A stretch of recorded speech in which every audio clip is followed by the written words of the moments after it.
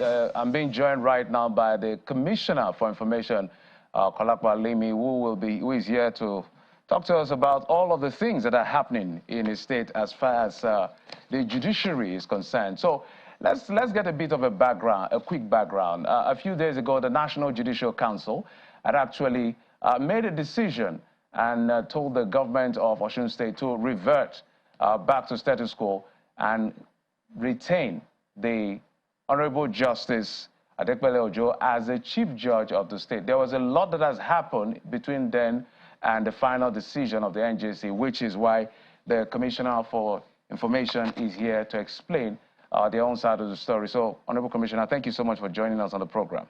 Thank you for having me, Jeffrey. So, a quick one. I want to assume that since the NJC rose and made that decision that the Honorable Justice Ojo should be reinstated or should go back to her duty post.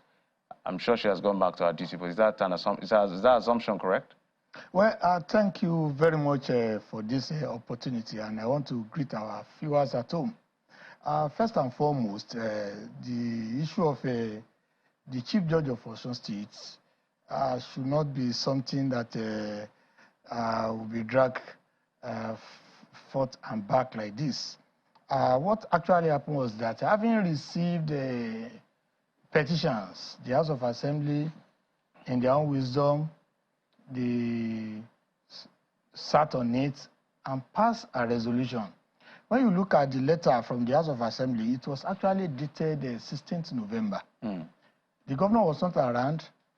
The same day the information got to the governor, it was sent to the deputy governor. The governor directed that another letter should be written along with that letter and be sent to the NJC. When you look at the letter of the governor sent to the NJC, it was also dated 16th and was received by the NJC on the 17th for their own advice. And so that is exactly what has happened. It was the House of Assembly that passed a resolution that the CJ should step aside, that they wanted to investigate certain allegations and so on and so forth. The state government, as far as the executive arm of government is concerned, has not taken more than that steps. And what followed? What followed was that a few days ago, the letter of the governor received by the NJC was what the NJC made pronouncement on. That no, they have actually received, the NJC has actually received petitions now against the Honorable Chief Judge, my Lord Honorable Justice Adeleke Ojo. And that the petition is, they are yet to be investigated.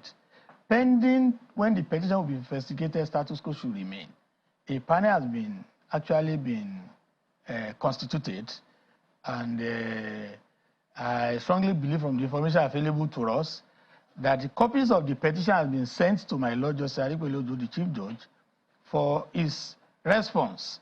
I use "is" because the Chief Judge in the legal parlance is referred to as, usually referred to as a male. So now, as far as the state government is concerned, we don't have much hand in it. As when you look at it from the political angle, the Honorable Chief Judge, my Lord Justice Adeleke Ojo, and His Excellency Senator Ademola Jackson Adeleke, the governor of Osun State, they are from the same community, the same local government, Ede North, the same town, Ede. So they have relationships. Those that have been parroting all these things, they are the ones that have actually been accusing the governor of Edenization. That's their own term. So it's now strange that when they see somebody from the same town, when the issues now came up, they now started, they became emergency activists. But what I can just tell you, Jeffrey, and to the Nigerians, is that as far as we are concerned, what we know is that as it is today, the NJC has responded to the governor, to the governor's letter. The NJC has equally acknowledged the receipt of petitions, which is yet to be investigated. Work is still ongoing there. And on the same issue, the judiciary staff of Nigeria, Justice and Osun states, they are on strike statewide on the same issue relating to the petitions on the allegation against my Lord Chief Judge, and I learned they have written a petition to the NJC. Let's see how these things will go. But as far as the state government is concerned, we don't have any hand in it. Let's be clear. Are you saying here, first, direct question, who is the Chief Judge of Osun State right now? Direct question. Before today, direct question is my Lord, Chief Judge of Osun State? Honorable Chief Judge is Honorable Justice Adeleke Ojo. From the onset, we have been restating it, that the governor hasn't sent a letter to the NJC.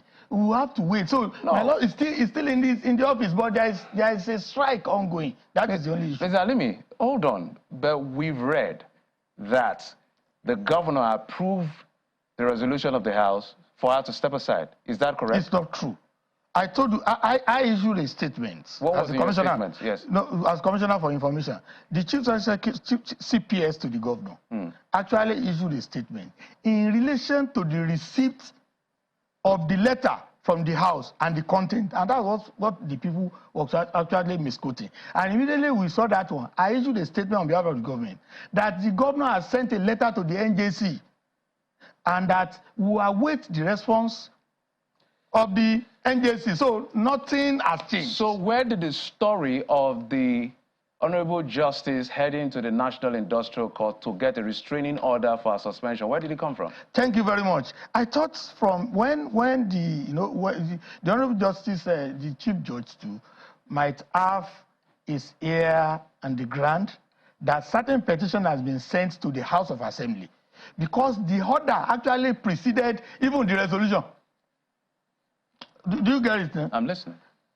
Maybe due to intelligence report, it rose to the court preemptively that the industrial court should give some interim order before 16th.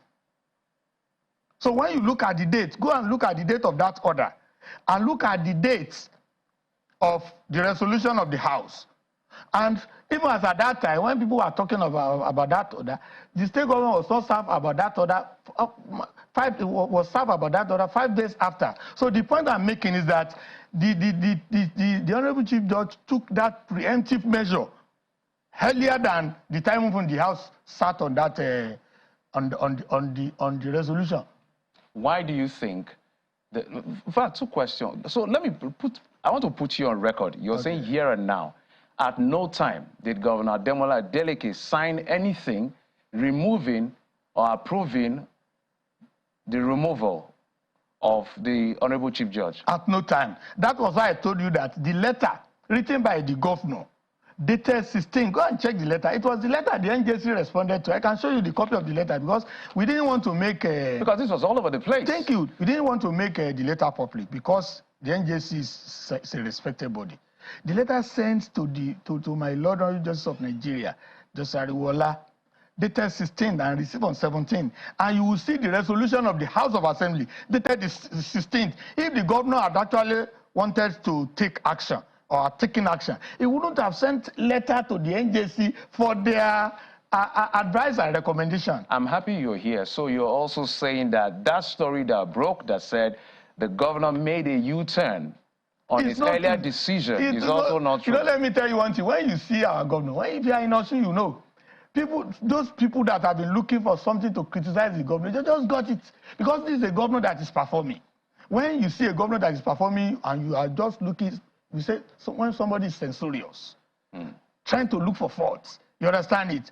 They couldn't get any, so they grab it, they are twisting and twisting and twisting it. There was no time. If the governor had taken the action, my brother, the governor wouldn't have written a letter to the NJC the same day he received the resolution of the House for their own advice. I'm not a lawyer, but walk me through this. I don't know whether you're a lawyer. I'm a lawyer by training. Okay, walk me through this. The NJC coming out after his 104th meeting to say, look, maintain status quo.